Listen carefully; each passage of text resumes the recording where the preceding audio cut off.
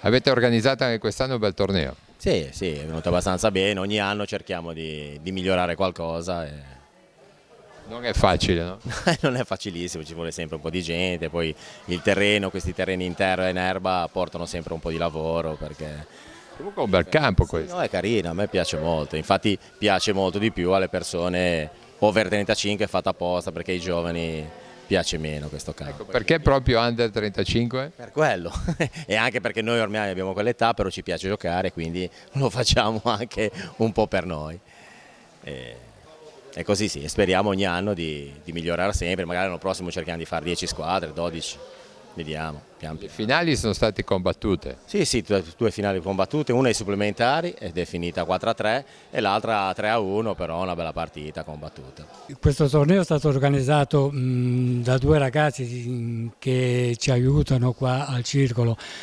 Posso fare il nome, uno è Belfonte Erzo, l'altro Varvara Michele. Sono stati loro a avere l'idea di portare avanti questa iniziativa e noi lo abbiamo coadiuvati e abbiamo cercato di fare del nostro meglio, ma il merito principalmente è loro. Un circolo molto attivo qua a San Colombano. Ma abbastanza, perché al giorno d'oggi vediamo che è difficile portare avanti qualsiasi tipo di attività, ci sono troppa burocrazia, troppe spese da dover sostenere. Quindi noi facciamo il possibile, e appena abbiamo la possibilità che qualcuno ci propone qualcosa di nuovo, cerchiamo di farlo nostro e di portare avanti il loro discorso, diciamo.